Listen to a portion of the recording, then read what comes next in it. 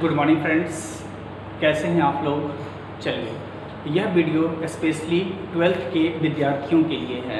ठीक है, 12th के विद्यार्थियों को एक नरेशन चैप्टर जिससे काफ़ी प्रश्न आते हैं, तो आज मैं यही चैप्टर को देखूंगा।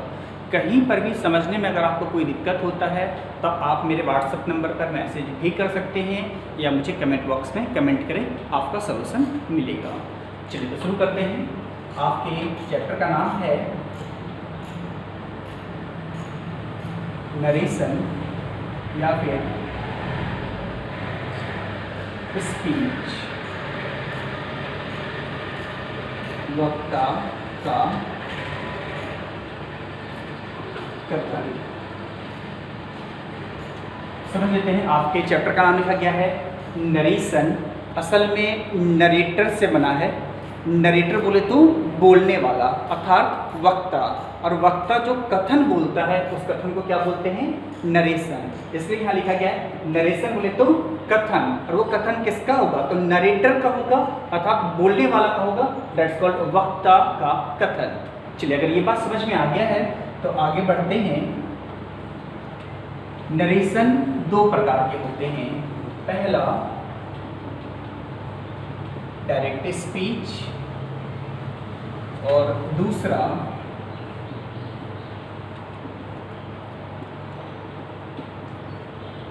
Indirect speech.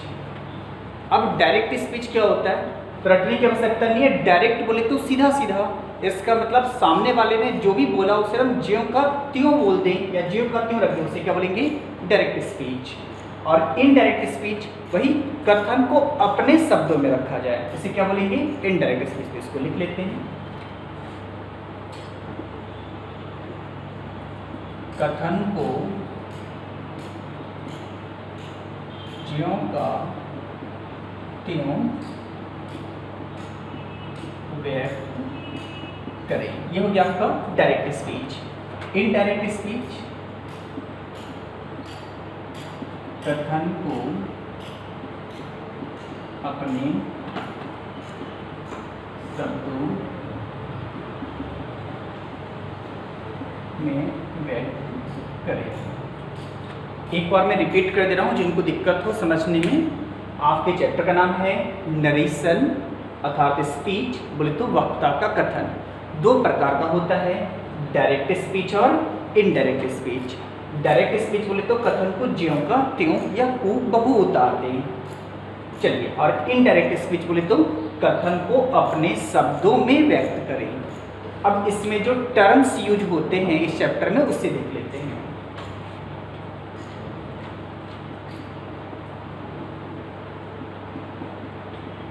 Important terms.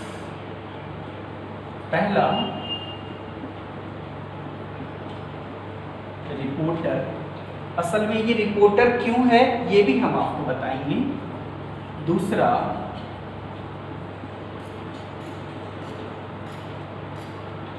Reporting verb और तीसरा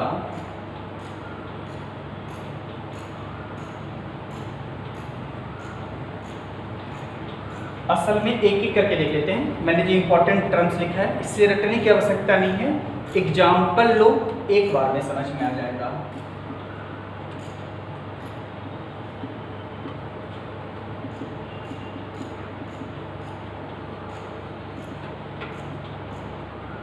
देखिए, यहां लिखा गया राम सेठ अर्थात राम जो कि रिपोर्ट करने वाला है। एक बार फिर से राम सेठ अर्थात राम ने कहा, इसका मतलब राम रिपोर्ट कर रहा है। That's called reporter. मतलब सेंटेंस में रिपोर्टर होगा और रिपोर्टर क्या करेगा, बोलेगा। दैट्स कॉल्ड बोलने का काम करेगा, और जो बोलने का काम करता है उसे क्या बोलते हैं, वक्ता।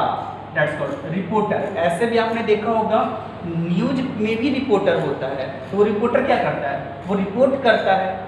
रिपोर्टर का काम होता है रिपोर्ट करना अर्थात बोलना, अर्थात वक्ता जो बोल रहा होता है। That's called reporter. बोले तो हो गया आपका वक्ता। चलिए आगे बढ़ जाते हैं यहाँ से। Next reporting verb. अब भाई राम रिपोर्टर है तो इसने जो वर्ब का प्रयोग किया, दैट्स कॉल्ड यहाँ लिख रहा होगा पास्ट टेंस है। दैट्स कॉल्ड इसने जो वर्ब का प्रयोग किया ये हो गया आपका रिपोर्टिंग वर्ब। ये लिख देते हैं हम लोग, वक्ता के प्रयोग किया गया हुआ। आप देख रहे होंगे ये एक सेंटेंस जो मैंने लिखा है, इस सेंटेंस में मैंने राम एज ए रिपोर्टर, इसने जो वर्ब का प्रयोग किया दैट्स कॉल्ड रिपोर्टिंग वर्ब, बच गया ये टर्मिनोलॉजी, ये रिपोर्टिंग स्पीच हो गया। ठीक है, देखिए यहाँ लिखा गया है रिपोर्टेड स्पीच दैट्स कॉल्ड, ये content of matter reported speech हो गया। और आपको दिखाई दे रहा होगा ये content of matter inverted comma के अंदर है। यही चीज हम यहाँ लिखेंगे, इन्वर्टेड कॉमा के अंदर का कथन। ऐसा क्यों लिख रहे होंगे ये समझ में आ रहा होगा।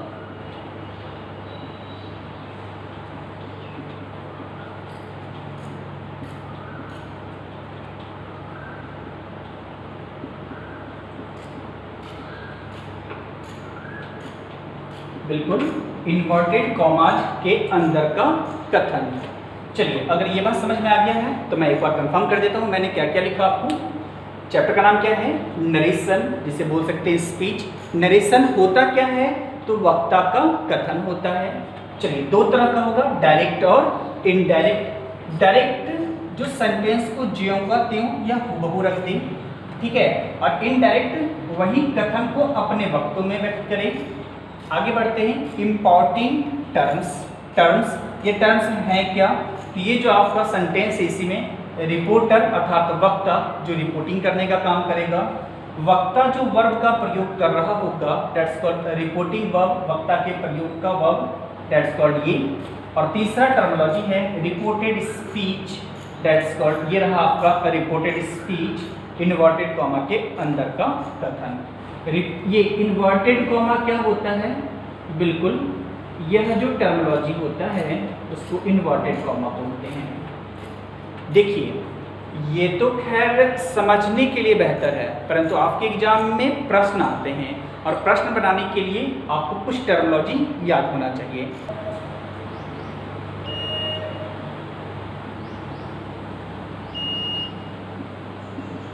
बिल्कुल, लिखा हुआ है ही सेज या ही सेड, याद रखेंगे।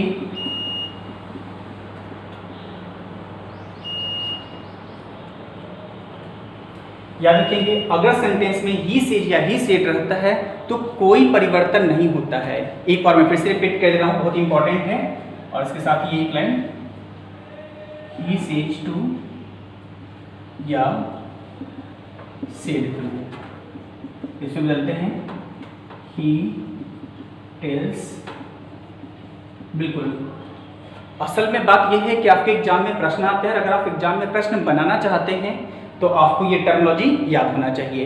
एक दिन में मैं मात्र एक या दो लाइन ही पढ़ाता हूँ, तो काम का एक लाइन आपका बोर्ड पे लिखा हुआ है, अगर सेंटेंस में ही सेड या ही सेड रहता है तो कोई परिवर्तन नहीं होगा। एक बार फिर से रिपीट कर रहे हैं, अगर सेंटेंस में ही सेड या ही सेड रहता है तो सेंटेंस में कोई परिवर्तन नहीं होगा। लेकिन अगर सेंटेंस में ही सेज टू मी या ही सेड टू मी रहता है तो सेज टू को किससे बदलेंगे? टेल्स में, और सेड टू को किससे बदलेंगे? टोल्ड में। बिल्कुल, ये मेरे काम का एक लाइन है। और एक लाइन बता देते हैं आज, ठीक है। अगर सेंटेंस पास्ट टेंस में हो, एक बार फिर से रिपीट कर रहे हैं, अगर सेंटेंस का टेंस पास्ट हो तो इसको बदलते हैं पास्ट परफेक्ट टेंस में।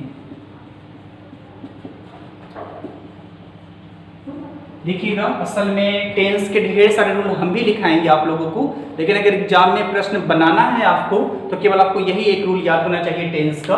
अगर सेंटेंस पास्ट टेंस में हो तो कैसे बदलेंगे? पास्ट परफेक्ट टेंस में। एक बार फिर से रिपीट कर रहे हैं, अगर सेंटेंस पास्ट टेंस में हो तो कैसे बदलेंगे?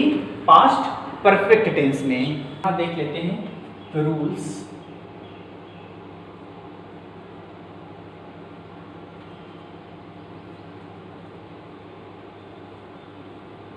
चलिए,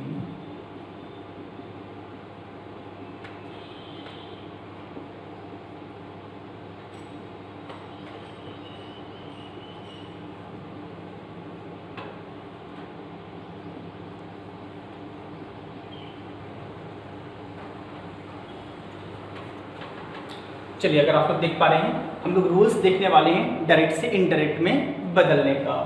तो चलिए पहला रूल देख लेते हैं।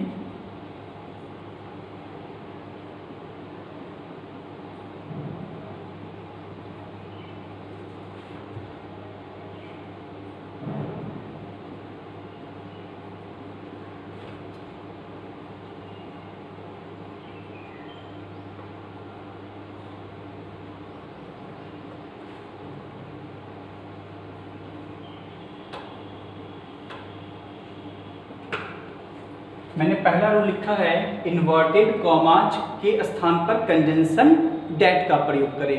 रटने की आवश्यकता नहीं है, जो रटना होगा मैं अपने आप ही बता दूंगा। दूसरा रूल है प्रोनाउन के नियम, ये काफ़ी इंपॉर्टेंट है। प्रोनाउन का नियम क्या बोलता है वो समझेंगे। ये SON का फार्मूला होता है, बिल्कुल सही समझ रहे हैं आप लोग।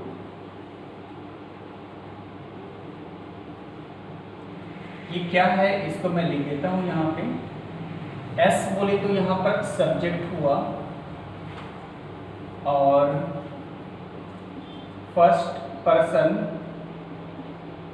बोले तो I और V हुआ।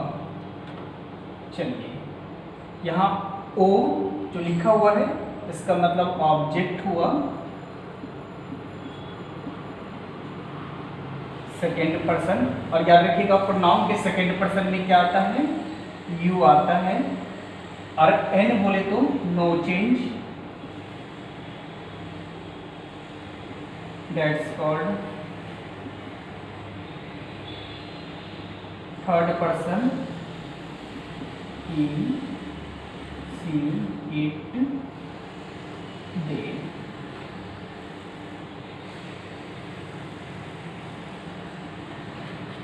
चलिए हम समझा देते हैं, एक बार मैंने क्या लिख रखा है, एक बार में समझ में आ जाएगा और ये रूल क्या है, ठीक है। परंतु मेरे हिसाब से आप इस रूल को देखने से बेहतर है यहाँ जो मैं लिख रहा हूँ उसको देखिएगा। ही सेज, एग्जाम में बिल्कुल ऐसा ही प्रश्न आता है, ठीक है। I work hard. पहले सेंटेंस को वेरीफाई करो। ही रिपोर्टर, ऐसे इसकी जरूरत नहीं है। ही सेज हुआ, इन्वर्टेड कॉमा के अंदर भी ये कंटेंट ऑफ मैटर आपका बन गया है। चलिए, ये है आपका डायरेक्ट, इसको इनडायरेक्ट में बदलने का तरीका। चलिए इसको इनडायरेक्ट में बदल लेते हैं। आपको मैंने अभी मात्र 2 लाइन याद कराया था, उसमें से एक लाइन देखेंगे। अगर सेंटेंस में लिखा हुआ है ही सेज या ही सेड तो कोई परिवर्तन नहीं होता है। एक बार फिर से, अगर सेंटेंस में लिखा है ही सेज या ही सेड तो कोई परिवर्तन नहीं होता है, तो बिल्कुल सही बात है। इसलिए यहाँ पर क्या लिख देंगे, ही सेज। अभी पहला दूसरा क्वेश्चन है तो स्लो है, फिर फास्ट हो जाएंगे। यहाँ क्या लगा हुआ है, इन्वर्टेड कॉमा। यहाँ रूल लिखा हुआ है इन्वर्टेड कॉमाज के स्थान पे कंजंक्शन डेट का प्रयोग करें। इसका मतलब इस स्थान पर हमको किसका प्रयोग करना है, डेट का। चलिए, ये तो हो गया। दूसरा रूल जो लिखा है वो मैं बता देता हूँ। इसको बोलते हैं SON का फार्मूला। क्या बोलते हैं, SON का फार्मूला। ये कैसे अप्लाई होता है, तो फर्स्ट पर्सन सब्जेक्ट के अनुसार, सेकेंड पर्सन ऑब्जेक्ट के अनुसार, थर्ड पर्सन नो चेंज। मैं एक बार फिर से रिपीट कर रहा हूँ।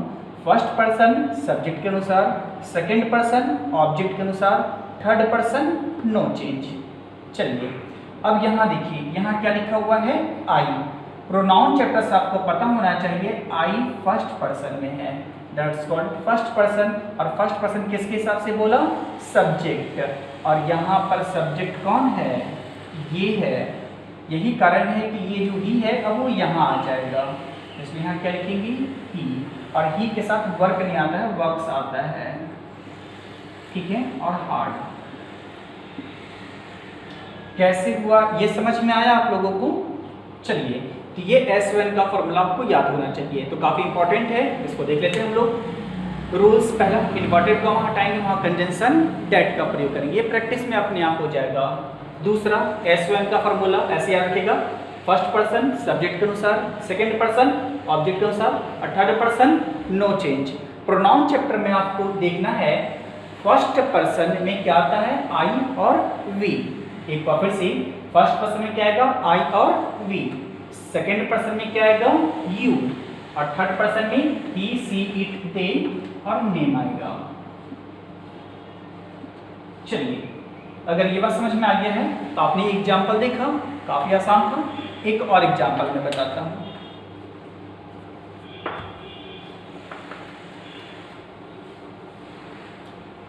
हम लोग धीरे धीरे काफी फास्ट हो जाएंगे, सारे प्रश्न आपसे बनते हुए नजर आएंगे। ही सेड टू मी, फिर से सेम वही, आई वर्क हार्ड। चलिए, ही सेज टू मी है, अभी भी मैंने बताया था ही सेज या ही सेड रहेगा तो कोई परिवर्तन नहीं होगा। देखिए, रूल्स अपने जगह पर है। जब एग्जाम में प्रश्न बनाना हो तो बिल्कुल मेरा छोटा छोटा रूल याद रखिएगा। हम एक दिन में मात्र एक या दो लाइन ही आपको बताएंगे, उतने से सारे प्रश्न आपसे बन जाएंगे। तो देखिए, मैंने क्या बताया था, ही सेज या ही सेड रहेगा तो कोई परिवर्तन नहीं होगा, लेकिन वहीं पर ही सेज टू या ही सेड टू तो उसको टेल या टोल्ड में कन्वर्ट करेंगे। यहाँ इसका हो जाएगा आपका ही सेज टू है तो इसको क्या लिखेंगे, टेल्स, और आगे क्या होगा, मी। चलिए, कंजंक्शन, तो कंजंक्शन किसका प्रयोग करेंगे, डेट का। बिल्कुल, अब आगे क्या लिखा हुआ है, आई। आई कौन सा पर्सन में आता है, फर्स्ट पर्सन, और फर्स्ट पर्सन किसके हिसाब से, सब्जेक्ट के हिसाब से। बिल्कुल, चले आइए सब्जेक्ट के पास। यहाँ क्या लिखा हुआ है, ही, तो यहाँ पर भी क्या लिखाएगा, ही लिखाएगा। ही क्यों लिखाएगा ये समझ में आया। Same as usual, works hard. बात समझ में आ गया होगा आप लोगों को। चलिए, अगर ये बात समझ में आ गया है तो इसके आगे के रूल्स हम लोग देख लेते हैं। बिल्कुल सही बता रहे हैं, सारे प्रश्न आपसे बनेंगे, बस थोड़ा सा सिंसियर रहिए।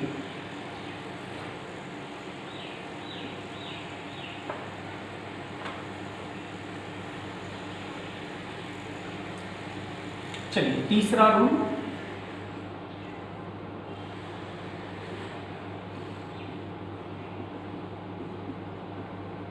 देखो यार, मैंने तो टेंस का मात्र एक ही रूल आप लोग को बताया था, उसको मैं नोट करवा देता हूं। अगर सेंटेंस पास्ट टेंस में हो, अगर सेंटेंस पास्ट टेंस में हो तो केवल ये बदलेगा आपका पास्ट परफेक्ट। बिल्कुल, आप केवल इसी एक रूल को अप्लाई कीजिए, आपसे सारे प्रश्न बन जाएंगे। तो चलिए, आज मैंने आपको जितना पढ़ाया उसको मैं कंफर्म कर देता हूँ एकदम एक बार में ही।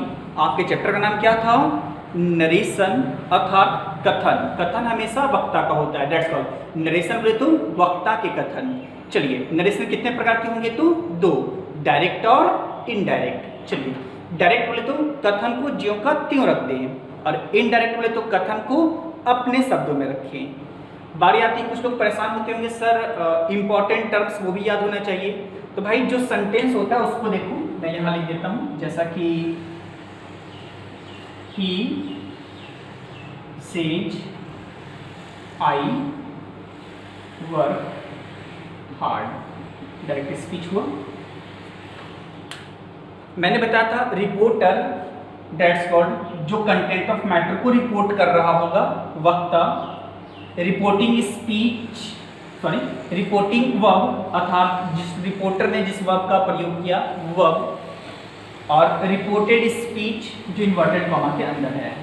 बस मतलब क्वेश्चन टी में जो मैटर था उसको बता दिया गया। अब रूल्स पर बात कर लेते हैं।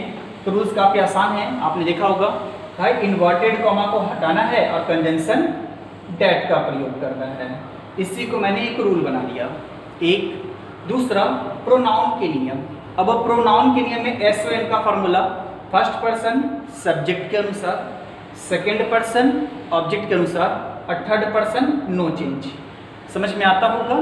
प्रोनाउन चैप्टर से आपको याद होना चाहिए, फर्स्ट पर्सन में क्या आता है, आई और वी। एक बार हमारे साथ बोल लो, आपका हो जाएगा ये। बिल्कुल, फर्स्ट पर्सन में क्या आता है, आई और वी। बिल्कुल, सेकंड पर्सन में क्या आता है, यू। एक बार फिर से, सेकंड पर्सन में क्या आता है, यू।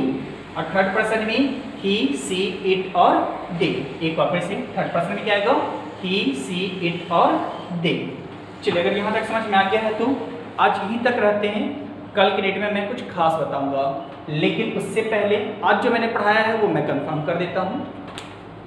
1 मिनट का टाइम लीजिएगा, मिटा देते हैं इसको।